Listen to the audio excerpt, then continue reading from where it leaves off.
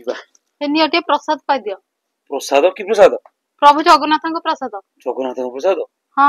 ଯାହା ହଉ ଏତେ ଦିନ ପରେ ଜଗନ୍ନାଥଙ୍କ ପ୍ରସାଦ ଟିକେ ପାଇବାକୁ ସୁଯୋଗ ମିଳିଲା। କଣ ଏତେ ଦିନ ପରେ? ହଁ ମୁଁ ବହୁତ ବର୍ଷ ହେଲା ଜଗନ୍ନାଥ ଧାମକୁ ପୁରୀ ଯାଇପାରିନି। ଆମର ଏଠି ପୁରୀ କିଏ ଯାଇଥିଲା?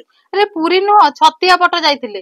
ଯାହା ହଉ ଛତିଆ ବଟ ହେଲେ ବି ସିଏ ଜଗନ୍ନାଥ ସେଠି ମାନେ ଠାକୁରଙ୍କୁ ପୂଜା କରାହଉଛି ଆଉ ପ୍ରସାଦ ସେଠି ମିଳୁଛି। ଯାହା ହଉ ବଡ ଭାଗ୍ୟର କଥା, ପ୍ରସାଦ ଟିକେ ମିଳିଲା। ତାପରେ ମୁଁ ବହୁତ ବର୍ଷ ହେଲା ପୁରୀ ବି ଯାଇନି। କଣ ତମେ ବହୁତ ବର୍ଷ ହେଲା ଯାଇନ? କେତେ ବର୍ଷ ହବ ଯାଇନ? ଆସିକି ବା ହେଲାଣି 24 ବର୍ଷ ହେଲାଣି। ଏତେ ବର୍ଷ ହେଲା ଯାଇଥିଲ ଆଉ ଯାଇନ? ନା। ଆରେ ବଡ ଭଉଣୀ ଆମର, ବଡ ଭଉଣୀ ବାହାଘର ବର୍ଷ ଯୋଉ ବର୍ଷ, ସେଇ ବର୍ଷ ମୁଁ ଯାଇଥିଲି ପୁରୀ ହେଲା, ଭାଇ ହେରିଙ୍କ ସାଙ୍ଗରେ ଭଉଣୀ ହେରିଙ୍କ ସାଙ୍ଗରେ ଯାଇଥିଲି ବୁଲିବାକୁ। ତାପରେ ସେଠିକି ତ ସେତିକିରେ ବନ୍ଦ ହେଇଛି ଆଉ।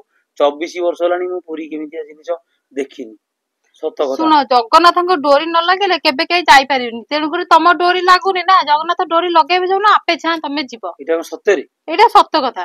ସେଇଟା ତ ମୁଁ କହିପାରିବିନି, କିନ୍ତୁ ବହୁତ ଲୋକ କହୁଛନ୍ତି ଯେ ଜଗନ୍ନାଥଙ୍କ ଧାମ ଯଦି ପୁରୀ ଯିବାର ଅଛି, ତମକୁ ଯଦି ଜଗନ୍ନାଥଙ୍କ ଡୋରି ନ ଲାଗିଲେ ପୁରୀ କୁଆଡେ ଯାଇପାରିବନି। ହଁ ଏଇଟା ବା ସତ କଥା।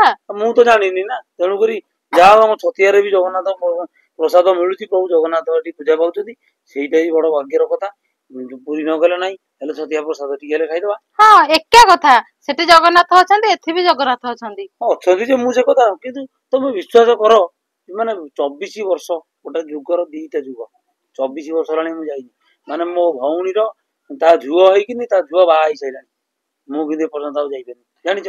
ପ୍ରଭୁ ଶ୍ରୀ ଜଗନ୍ନାଥଙ୍କ ଡୋରି ନ ଲାଗିଲେ ତମେ ଯାଇପାରିବନି। ଯୋଉ ଦିନ ଡୋରି ଲାଗିବ ଆପେ ଛାଁ ତାଙ୍କ ପାଖକୁ ସେ ଟାଣି ନେବେ ହେଲା। ଯାହା ହଉ ହେ ପ୍ରଭୁ ପ୍ରସାଦ ଟା ପାଇଦବା ଆଗ। ହଁ ମୁଁ ପାଇଦଉଛି ଟିକେ। ପ୍ରଭୁ ଜଗନ୍ନାଥ ଜଗନ୍ନାଥ ହେ ପ୍ରଭୁ। ଆଜ୍ଞା ସତରେ ଜଗନ୍ନାଥଙ୍କ ପ୍ରସାଦ ବହୁତ ସୁନ୍ଦର। ଆଉ ଆପଣ ମାନେ ଗୋଟିଏ କଥା ମତେ ଖାଲି କହିବେ, ଆଜ୍ଞା ସତରେ ପ୍ରଭୁ ଜଗନ୍ନାଥଙ୍କ ପାଖକୁ ଯିବାକୁ ହେଲେ କଣ ଡୋରି ଲାଗେ? ମୁଁ ତ ଏମିତି ବହୁତ ଲୋକ ଆମ ଗାଁରେ ଡାକିଛନ୍ତି କିନ୍ତୁ ଯାଇପାରୁନି।